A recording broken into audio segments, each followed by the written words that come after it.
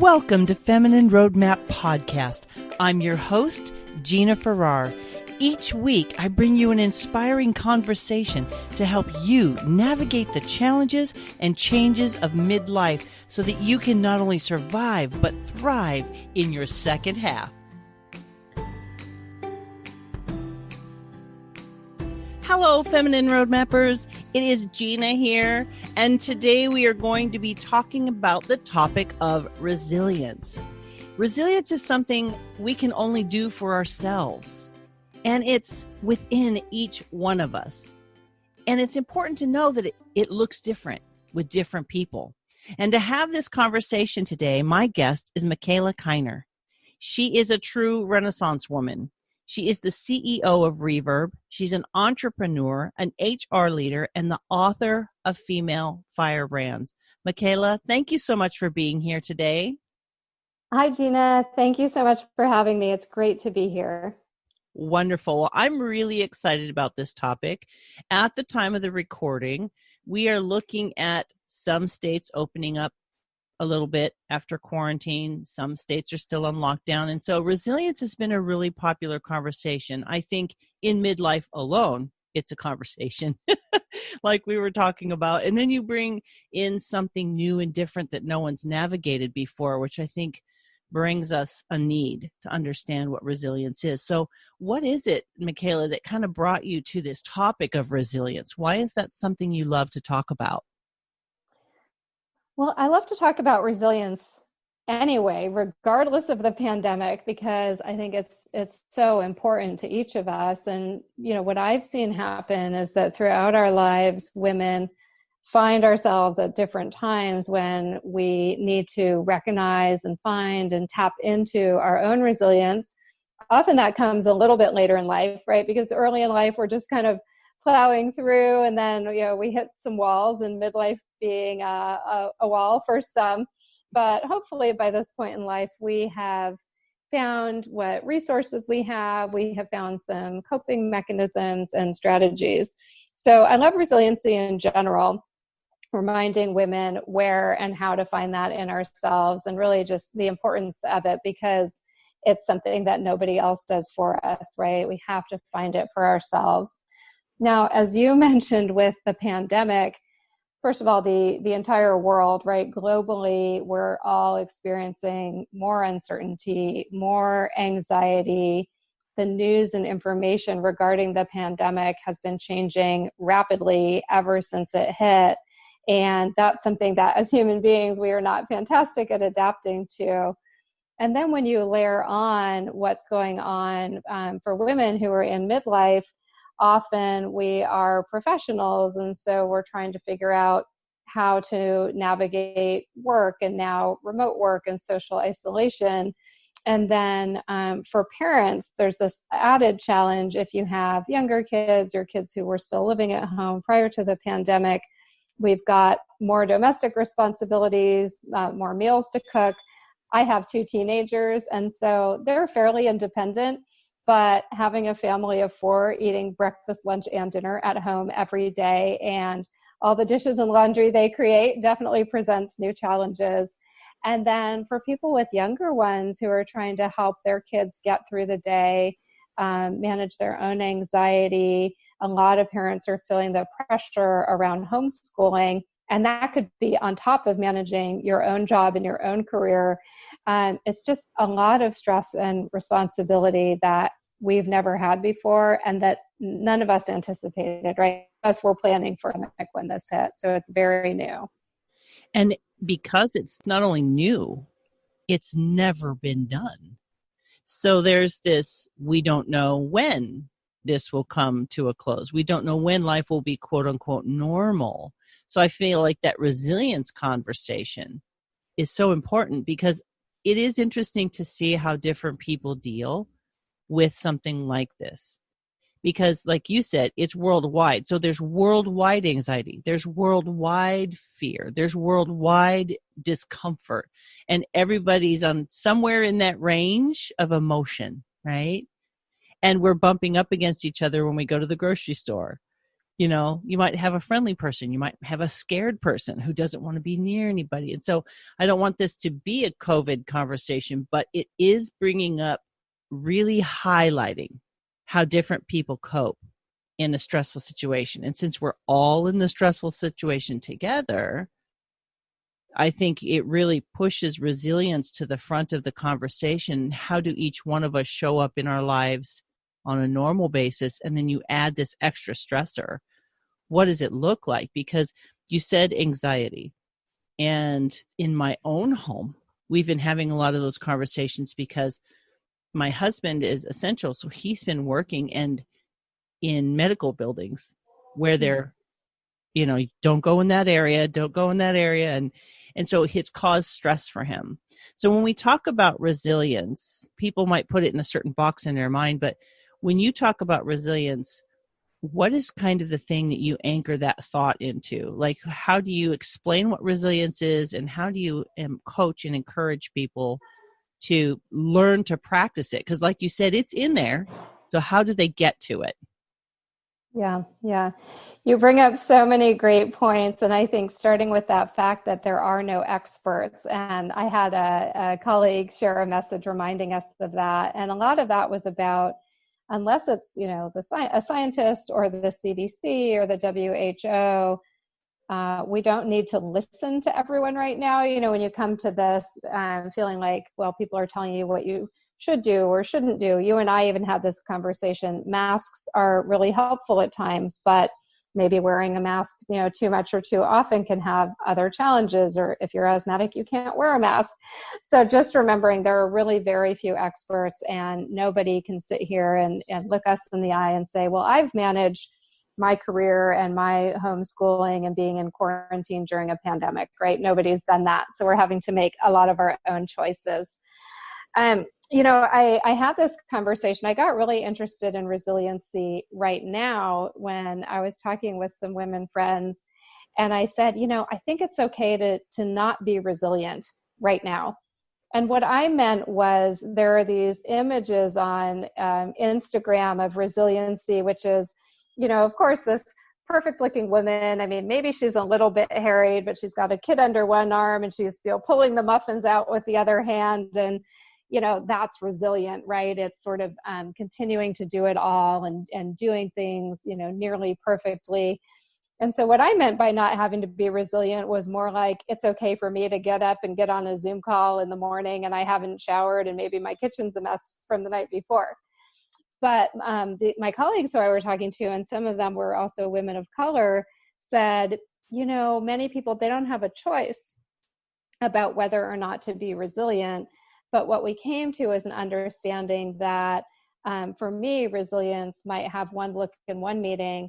For another person, resilience, it might just be about getting through the day. But that both of those are actually forms of resilience. And so what I took away from that conversation was, we just need to hold ourselves to our own standard of whatever it is that we're coping with, getting through it as best we can, and not judging ourselves and not judging others. And really, that's what resilience is about right now. And the other thought I had with women, especially taking on so much more, I mean, women have always taken on more in terms of domestic responsibilities. If we have kids and work and have a working spouse, the woman will still take on it somewhere between 65 to 75% of domestic chores. So we've always done more. But some people are being put in a position where it's really untenable, where there just aren't enough hours in the day to keep up with the kids, the homeschooling, and the full-time job. And so what I've been encouraging people is, and first of all, we have to just expect less of ourselves. We're tired, we're juggling more, we're already in a fragile state of mind. So don't think you can homeschool full-time plus work full-time, because that doesn't allow any time for you to eat or sleep. And then when I talk to organizations and managers, reminding them that they also have to be aware that many people just can't do as much or can't be nearly as productive as we were before this. And so let's all reset expectations for the current times. That's really interesting. You said expect less of ourselves. You know, we someone like me, for example, will hold high standards for myself just naturally. So I never feel like I'm doing quite enough. You know, there's always something more I need to be doing. I'm just kind of wired at that higher set point. And I try not to expect things for people I wouldn't expect from myself. But you said, you know, not everyone runs at that speed. And I think that's one of the things in resilience that's popping into my mind. Would you say that resiliency can look like extending grace when somebody moves at a completely different speed than you do? Absolutely. And everyone, like you said, we already have our own style, our own speed and pace, and what is our normal level of productivity. And then each of us is being impacted in a very different way. And our emotional response could be very, very different. You know, some people might be triggered into doing more, right? Like maybe, you know, my way of coping with this is partly by not dealing with those realities to the same extent, right? And that's where I think we saw a lot of people go through this phase of like, I'm remodeling and I'm repainting and I'm cleaning the closet and I'm, you know, I'm keeping busy, right? So that could really be a coping strategy for me.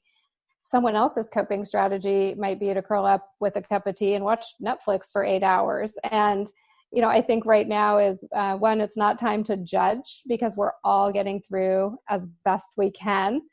And the other one, though, is to recognize if somebody needs our help or support, right? There's a lot of healthy ways to cope, and then there are some unhealthy ways to cope. And so if we see someone really becoming despondent or really not able to cope with the day-to-day activities that they need to get through or to help their families get through, those are the really great times to reach out and offer support or, you know, drop by with a meal and do whatever you can do. But I'm a big believer right now, especially in just keeping that door open. People might not always reach out for help immediately. They might not always let you know how they're doing. But if we sort of keep watching and keep offering, then I think, you know, people will have that trust and they'll also be willing to be vulnerable with us. It's like a shared resiliency, right? It's very much shared. And, you know, if we think about this, has just been going on for a few months, but I keep trying to pay attention to all of the stages that I've been through. And for example, and I imagine a lot of other people have gone through this too, in the beginning, we didn't know what to expect. I know I had moments where I thought, well, every family member who's in an at-risk group is going to get this. That means parents, grandparents, right? Anyone who's over 60. There was news at the beginning that said children are basically immune, you know, and then just as we started to see, okay, well, every elderly person isn't becoming ill, but then we also started hearing news that actually children are not immune and there are some, you know, really severe consequences and symptoms for children. So this spikes a whole other wave of anxiety and concern.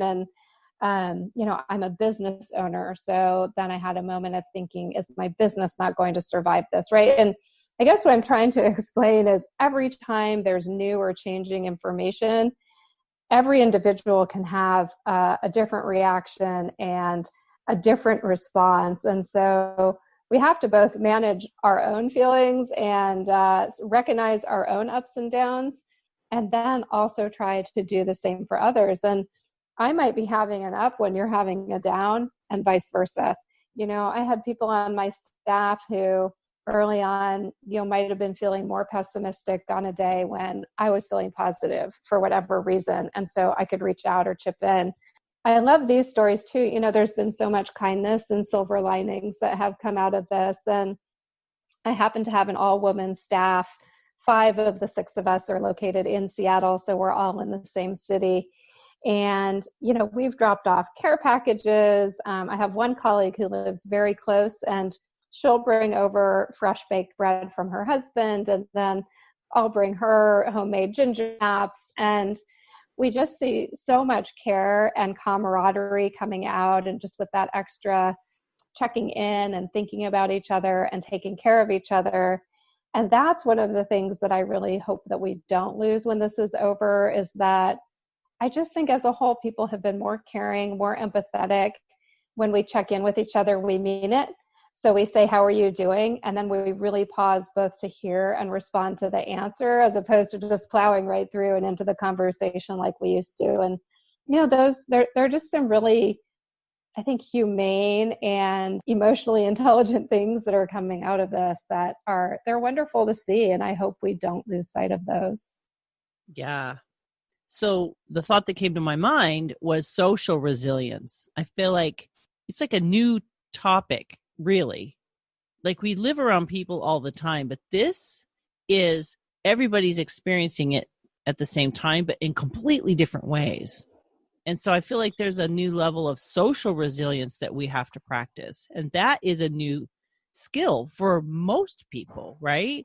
Because a lot of us haven't paid attention to other people so much, but now there's that added layer of fear and anxiety. So let's talk a little bit about social resilience and how we can develop more of that. It might be Captain Obvious conversation, but one of my mentors, Brendan Burchard, says common sense is not always common practice.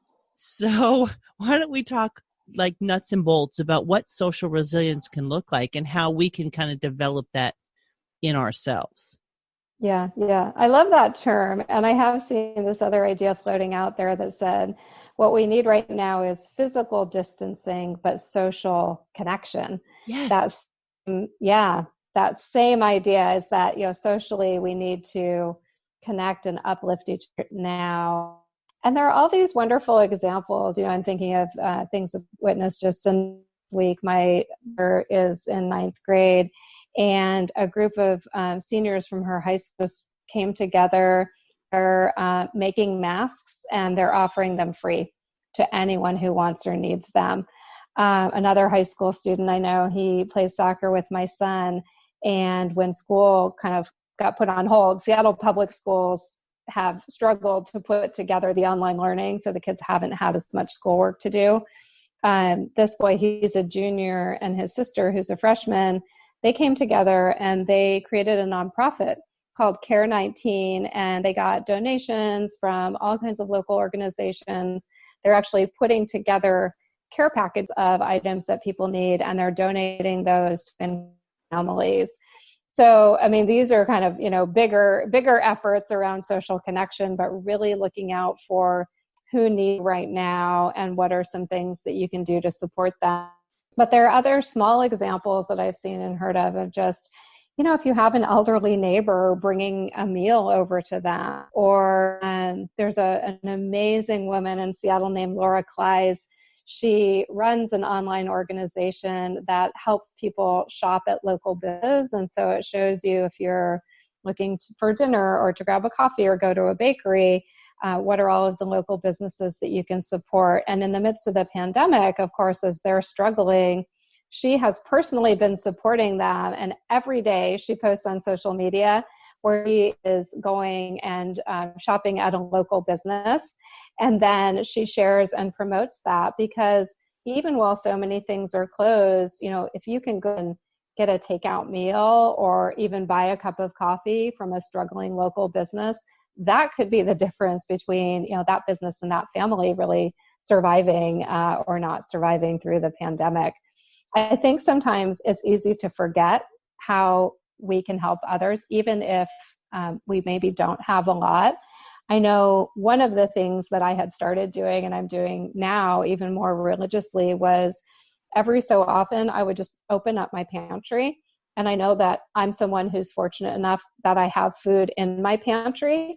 And so I would just fill 1 or 2 grocery bags and I would take that over to the food bank, because there are people who have absolutely nothing, right? And the fact that I can have a stock of food that I don't need to eat today, tomorrow, or this week is a reminder to me that I can share something with others who have even less. So what I'm hearing you say is social resilience is not just how I feel, it's what I do.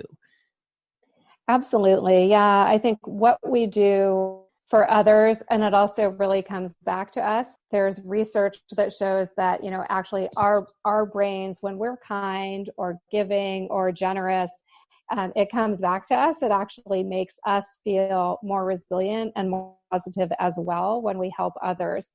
So that might be a little bit counterintuitive. Sometimes we think of resiliency as, I just need to take a hot bath and put on some music, which is also fine. But we forget that giving to others is actually something that can lift us up as well.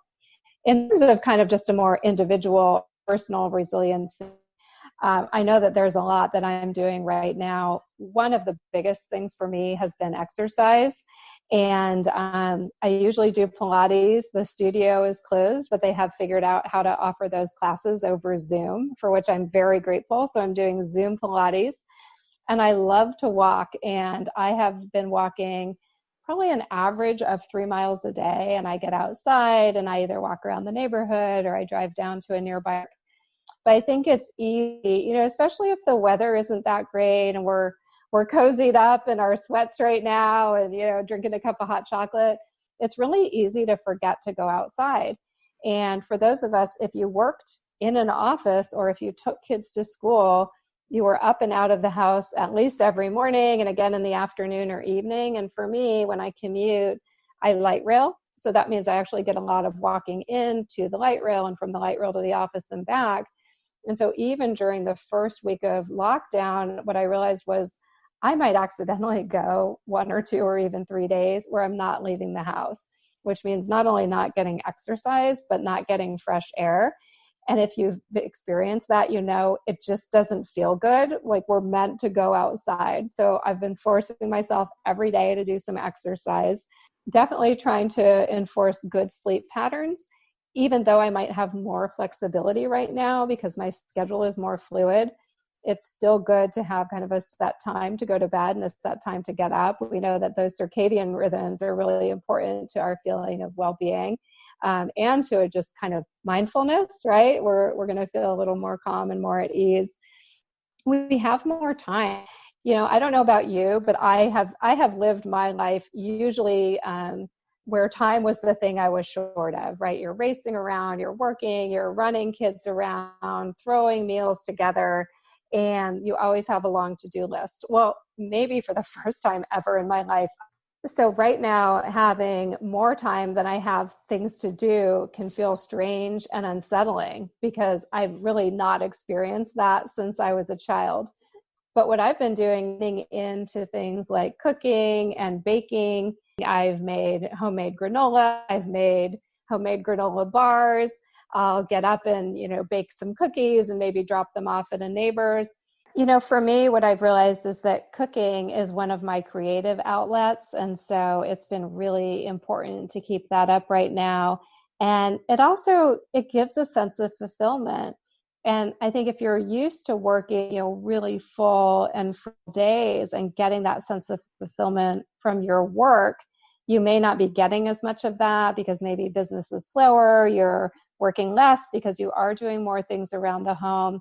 But I've been really trying to remind myself that if I have that break, instead of staring at the computer and looking for what's the latest news or, who's connecting on LinkedIn, if I can put that on pause and run down to the kitchen and make something, it actually produces a really tremendous sense of fulfillment for me.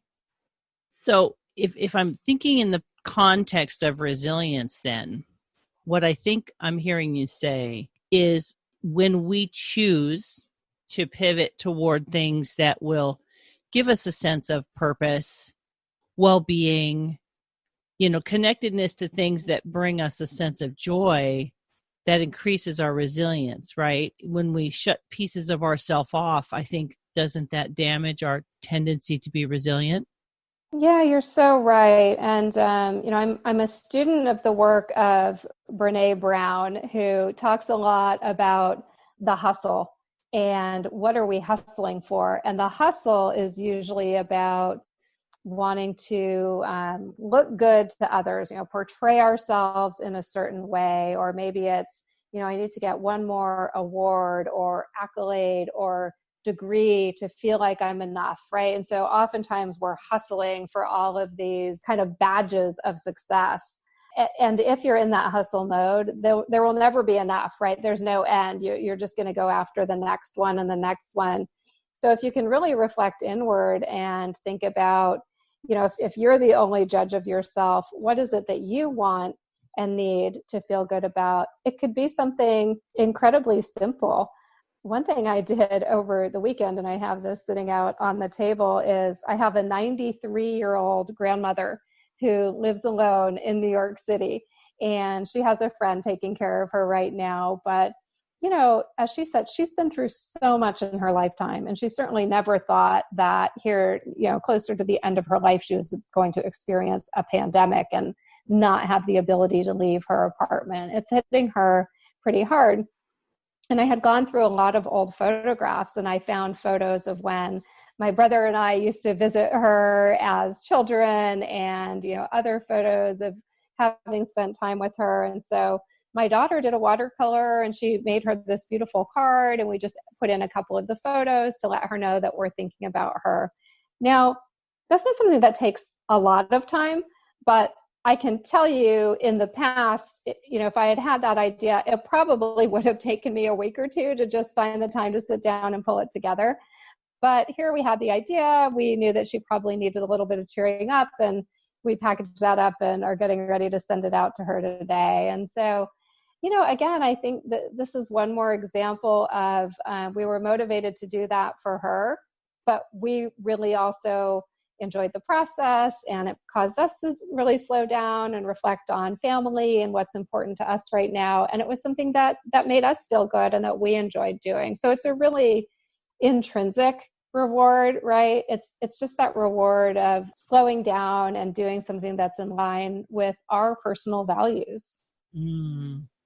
There's this interesting dynamic right now where we live in a world, like I said before, where everyone's experiencing it, and culturally they're handling it differently, emotionally they're handling it differently, mentally, right? Physically, some people are gaining they call it the COVID-19, and some people are getting in the best shape of their lives. And I feel like one of the things about this unique situation is that game of comparison is even more dangerous in this situation.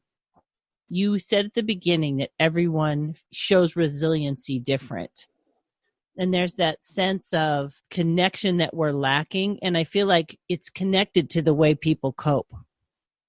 We're physical distancing, but I don't like when people behave like I have cooties, and like they there's this real sense of, it feels like judgment to my personality, and I don't like it. And I think, so resilience is sometimes, for me, stepping back and continuing to show up the way I want to show up. And if somebody wants to be repelled because of their fear, I can't take that on.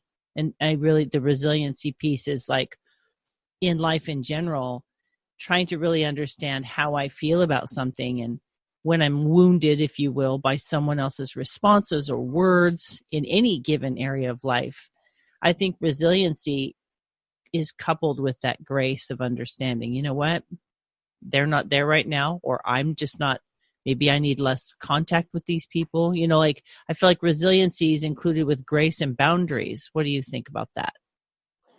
I agree very much with that. And, the other thing that comes to mind for me is empathy. I was at the grocery store about a week ago, and our grocery, they do have the dots on the ground, and it shows the 6 feet apart and where you should stand. So I was next in line, and the woman in front of me had sort of moved the far end where she was paying. And so 6 feet for me, I was just where I could set my groceries down on the conveyor belt. And I saw her, and she was looking at me and glaring at me. She was telling the cashier to put down one of those dividers, and she kept saying, that's somebody else's stuff. It's not my stuff. Well, of course, I'm standing right there. It's my stuff.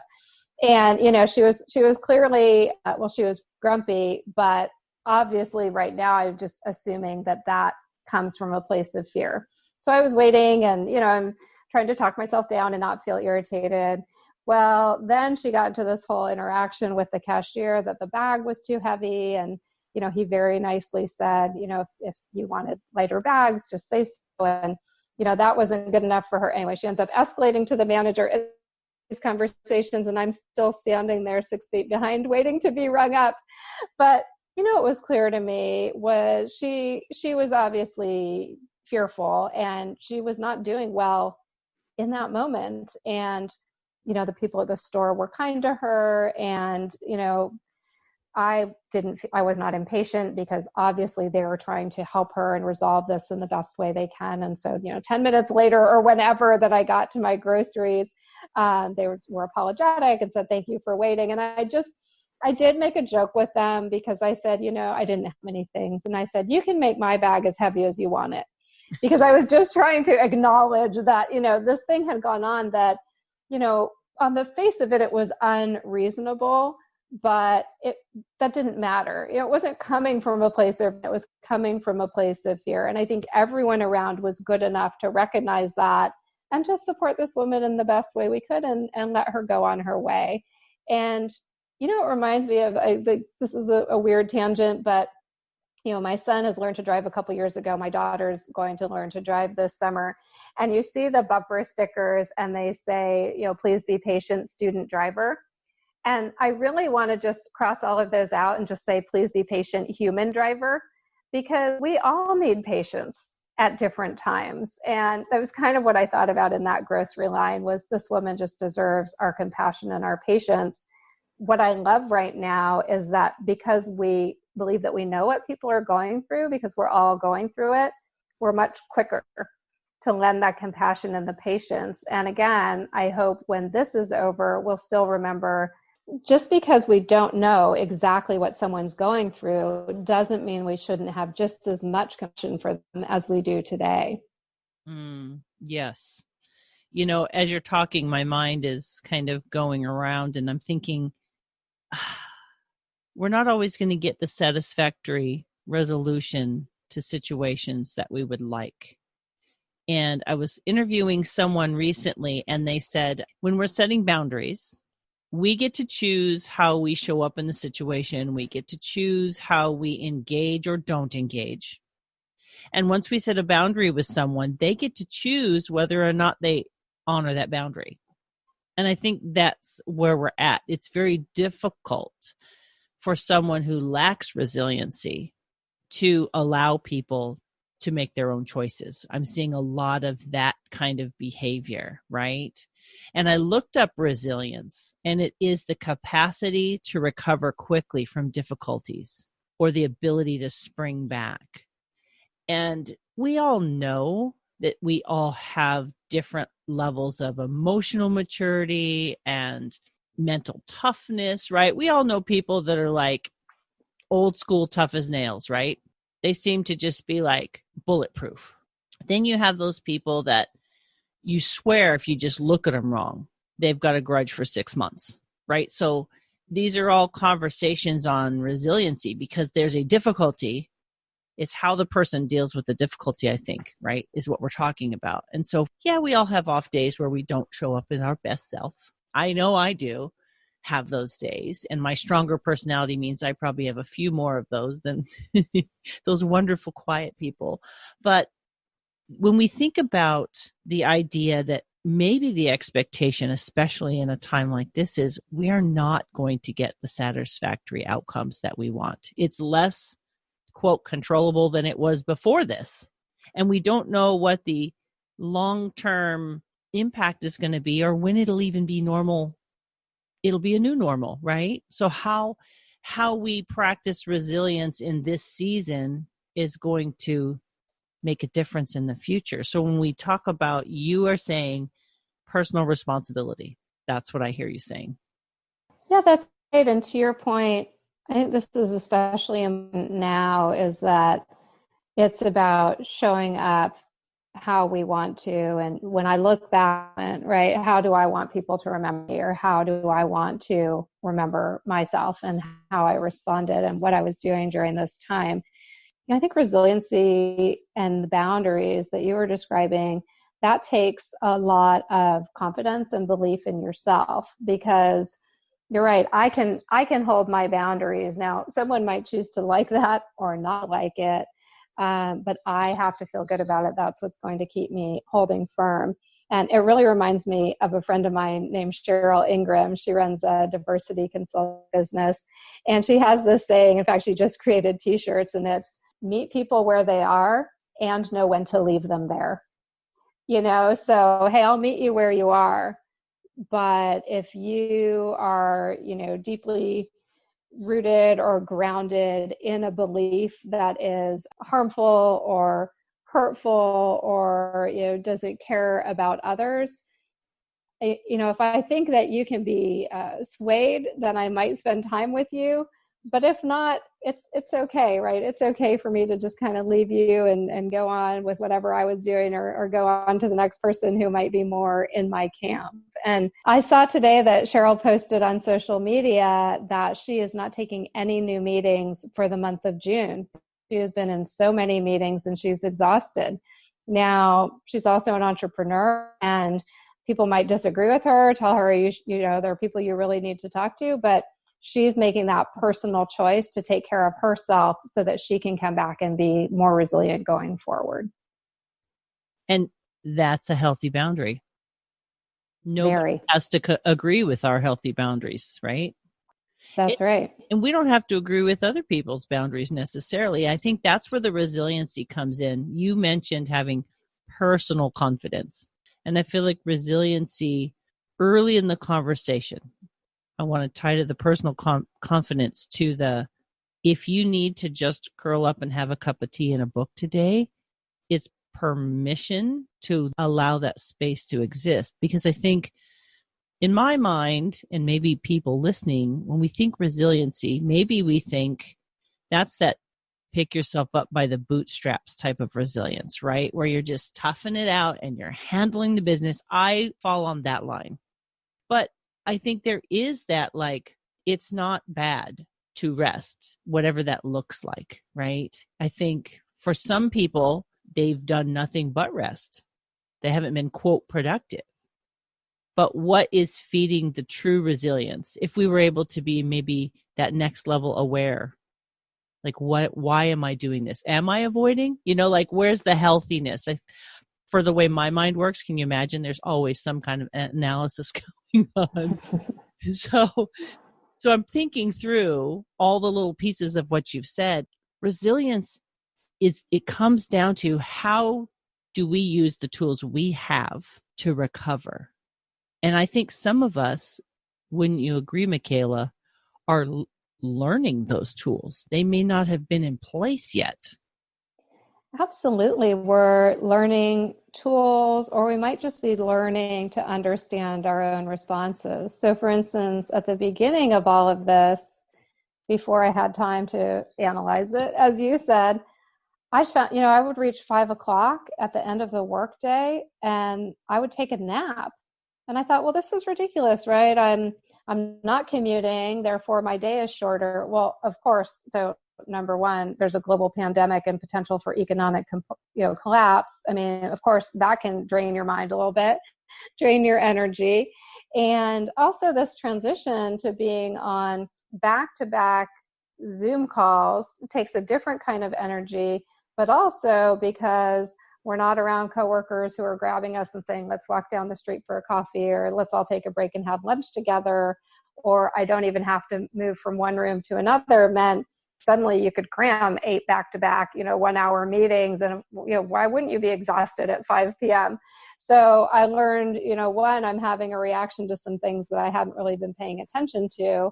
Also, there were things that I needed to do personally to adjust my day, build in more breaks, again, build in that time to get outside before the day was over, because by then I just felt sluggish and I didn't feel good. I didn't feel motivated to exercise. Yeah. And just, get up and walk around and do a few things before diving straight into work. Otherwise, you find you could just be sitting and working for 10 or 12 hours, which is exhausting and unhealthy. So there's been a lot of learning to cope.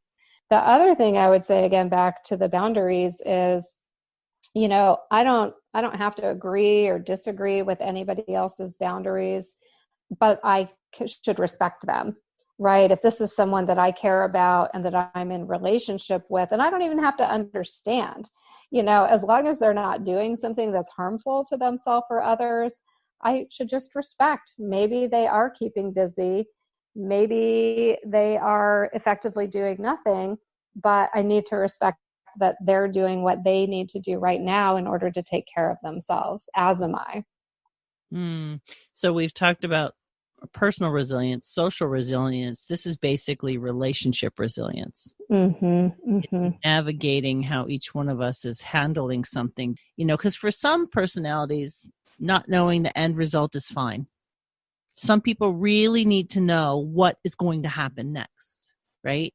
And living in that understanding with all the different kinds of personalities, that relational resilience, that skill of being able to go, okay, not judging, but to the best of our ability, saying, like you said about that lady, that's fear. We can not excuse it. Do you know what I'm trying to say? Like, just begin to kind of put it in a place to help us be more resilient, maybe less judgmental or frustrated.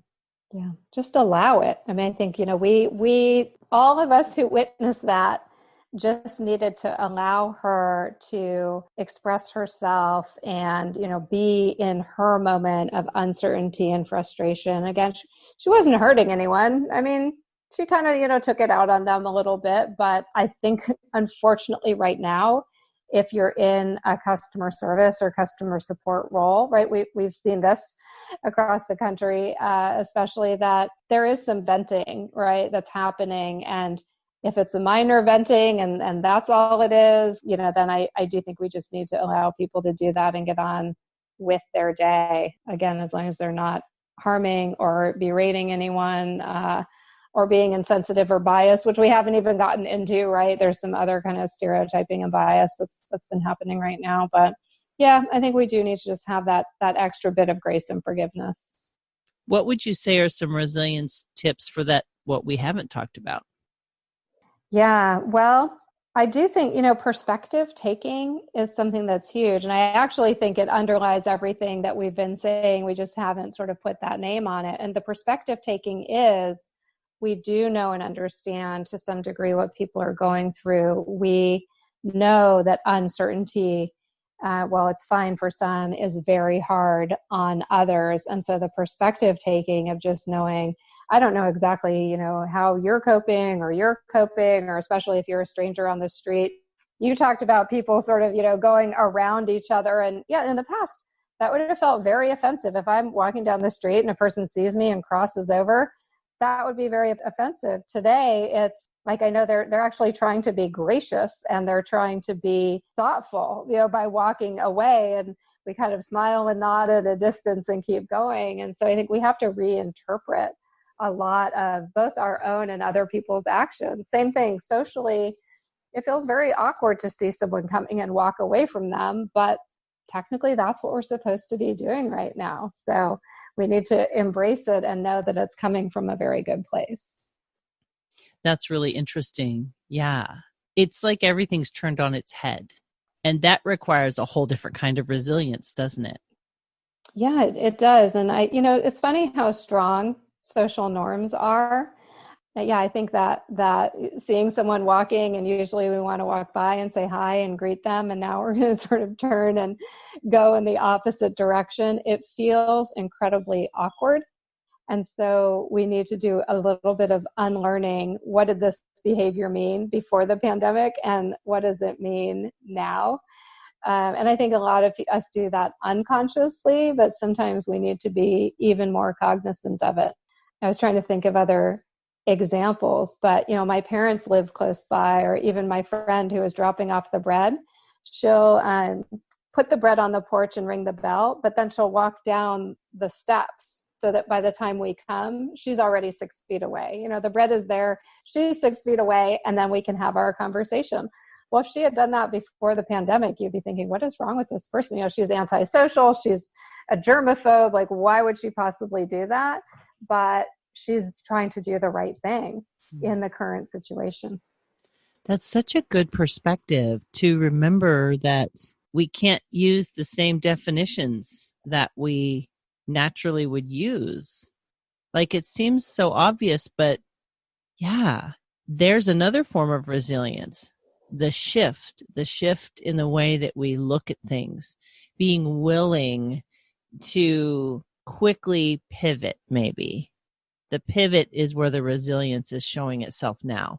Resilience is in the ability to shift away from, well, this is what should be normal, to what we're figuring out normal is. Oh my gosh, there's so many layers to this. There are, and we're resistant to change. As humans, we are resistant to change. And I think many adults can process these changes quickly, and we maybe read and understand some of the science behind it. But it's really interesting as I watch my teenagers, and they will do the right thing, but I think they're actually more willing to kind of express their aversion, often with eye rolling, but putting on the hand sanitizer before and after going into the grocery store, even at the beginning when people start wearing masks, right? And I watch them resisting me, and they're like, does this really work? I don't want to put this on. It doesn't feel good. It looks stupid. I'm like, well, it might, but it's being recommended for your protection and the protection of others. And so we're going to do it. And I think a lot of us as adults, we either process that more quickly, or we answer ourselves from saying those things and asking those questions. But in fact, we have many of the same feelings. I have to wear a mask. Do I really have to wear gloves to the grocery store? I mean, because it's so different. And I think the older we are, I'm like, okay, for 4 decades, I have lived in this way, and these have been my habits, and all of these things were considered healthy and sanitary, and suddenly they're not. It is a big shift. And so I think that's why we feel resistance, or that's why I know for a while, as some of the new guidelines came out, I didn't even get up the energy to go to the grocery store. And because it felt like so much effort. Oh, I've got to remember the mask. I've got to get the hand sanitizer. Some of our stores have had social distancing where they were limiting the number of people in the store. So then you had to wait in a distance line outside the store. And it just felt overwhelming. It felt like too much. But then we're all so highly adaptable, right? So now I'm like, okay, I'm accustomed to that. And I know mentally, when I get ready to go to the store, this is everything else. And these are all these things that I now have to bring with me. And I have to be ready to wait in 2 lines, one to get in and one to pay. But it takes adjustment. And this is where, again, I think we have to be patient and kind with ourselves, because this is a lot of change. And yeah, we also don't know in 6 months, am I going to wear a mask and hand sanitize, or am I going to be, sort of more back to the way I used to go to the store or go to the office? And we don't know. And it's very hard to wrap our heads around these things when it hasn't felt like there's a light at the end of the tunnel. Mm-hmm. It's almost as if this is a test. It's testing our boundaries for our own capacities. And we're learning about ourselves as well, what we are so devoted to, right? Those norms that we're so devoted to. Like for me, I said earlier, I don't like the avoidance, like where people look at you like you're doing something awful just by coming around the corner at the grocery store and surprising them. Like that, I don't like it. I was telling my family, the quarantine's been fine for me, except what feels like shunning or rejecting. I don't like that piece.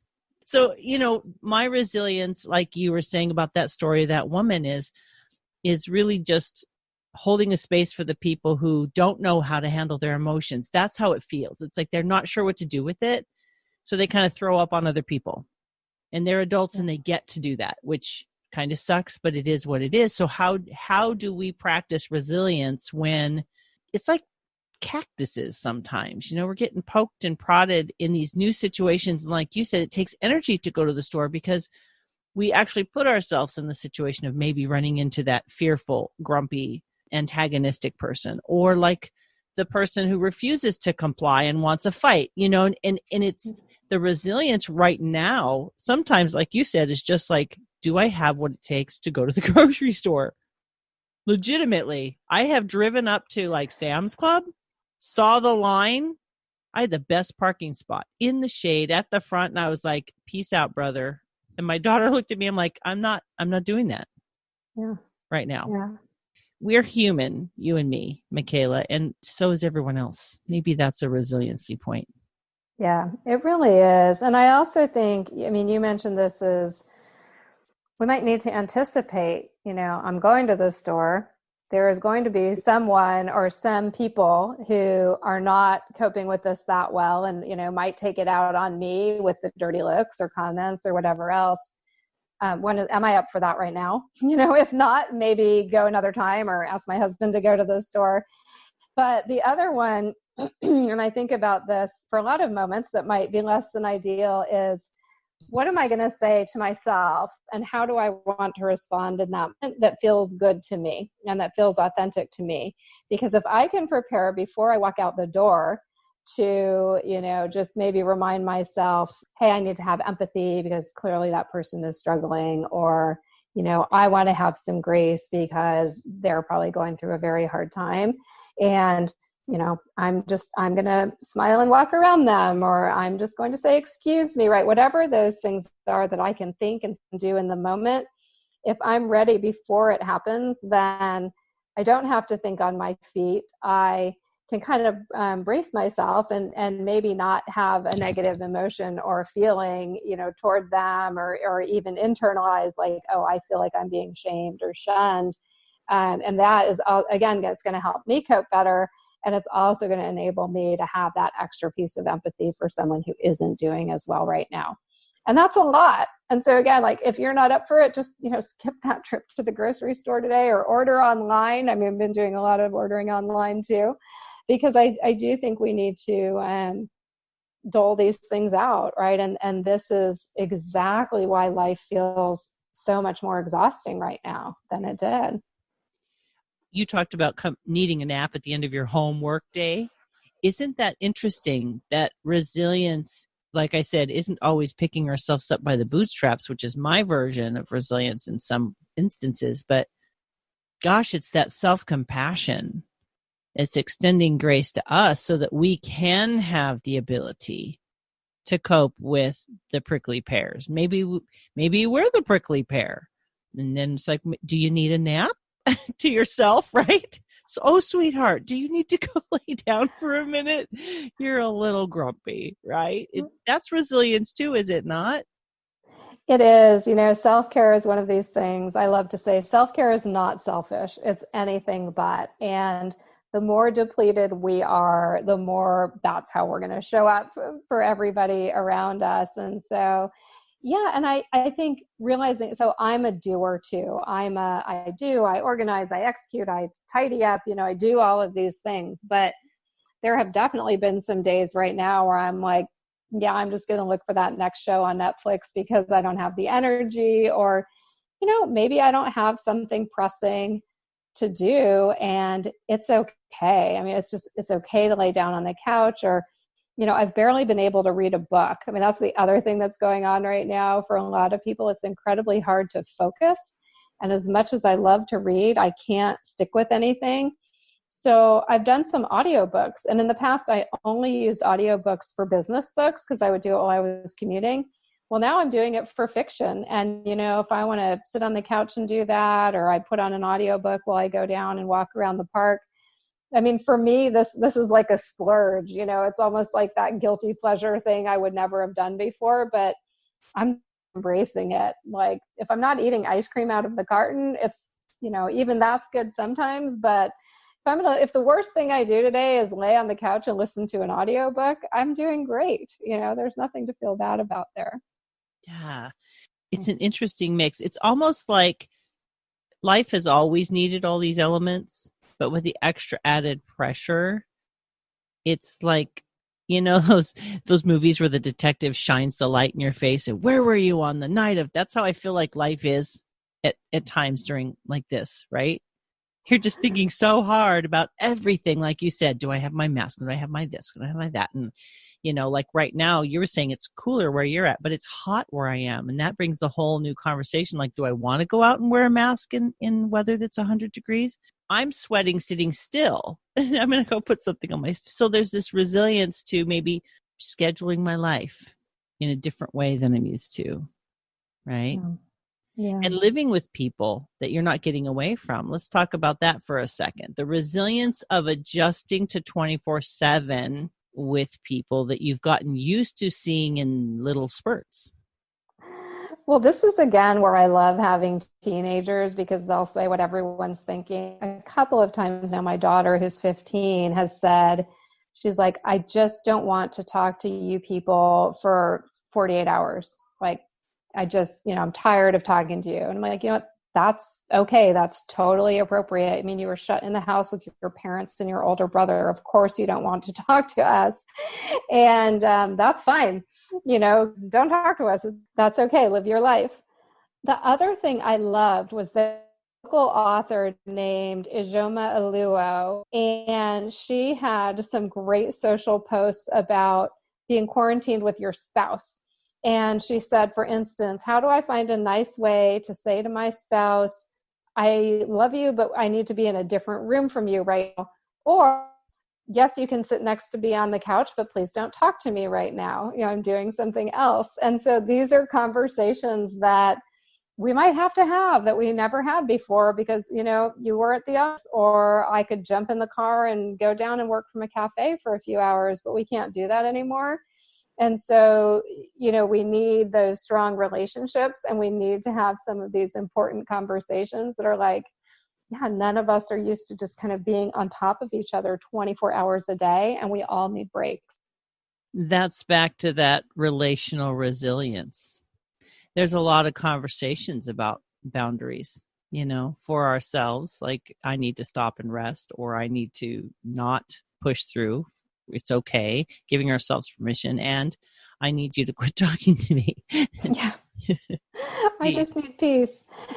There's a coach who I work with named Kyle Angelo, and whenever he's working on something, he asks two questions, which I think are so powerful.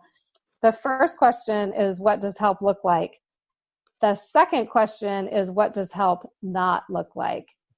And I think those are really fantastic questions to ask our friends, our coworkers, anyone who we're talking to or spending time with right now, because, I might think, well, you're isolated, I'm going to invite you to all these Zoom calls and happy hours.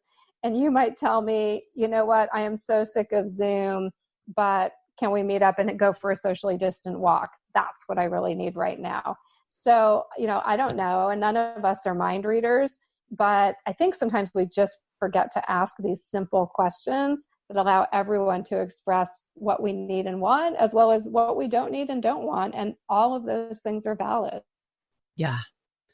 Well, we have rounded our hour, Miss Mikaela. And so if we could anchor in three kind of key concepts about resilience, something that you kind of want to remind people, what would those three things be? The first one I would say is that resilience is all about what you personally need to take care of yourself. The second is I would ask everyone to respect both your boundaries and the boundaries of others around you in order to be and remain resilient. The third one I would say is just remember to expect less from yourself and everyone around you right now. Those are so good and so time appropriate. It's so funny. Some of these conversations have just been so perfect. And the time that we've spent together today, Mikaela, has been so good and so timely. I'm reminded, in some ways mildly reprimanded, just really thinking through. And I love the way you have just a really gracious, gentle, and kind energy, the way that you speak. And even though I've just met you, I can sense that you are just a very patient, generous, kind person, and bringing this forward in such a gracious way. It's so timely, and I really appreciate you showing up for us today. Oh, well, thank you so much. And thank you for your kind words, and ditto to you. I just loved your questions, and frankly, I loved learning some of your own perspective as well. So here's to resilience. Today, my friends, I've been speaking with mikaela-kiner. She is a true Renaissance woman. She's the CEO of Reverb. She's an entrepreneur. She's an HR leader. She's an author of female firebrands. And if you head over to www.feminineroadmap.com, www.mikaela-kiner.com/episode 166. I will have links to Mikaela and her book, so you can get in touch with her there. Also, while you're there, please leave your name and email address. I send out periodic emails to kind of let you know what's going on. Friends, this concept of resilience has been shoved to the forefront of all of our lives because of the time that we are living in history. Every culture, every country, every time in history has its pressure points, right? And we are in this unique thing together. So let's take this conversation that you're listening to today with Mikaela and I and share it with your friends. Share these concepts. Have these conversations yourself over a cup of something wonderful. And let's help each other and ourselves show up as the best version of ourselves when times are uncertain, and give yourself the grace to cocoon when you have to, because sometimes that's the best thing to do. So my friends, thank you for sharing this with us. Thank you for sharing it with your friends. And we look forward to sharing more and more inspiring conversations. Take care, my friends. Bye-bye.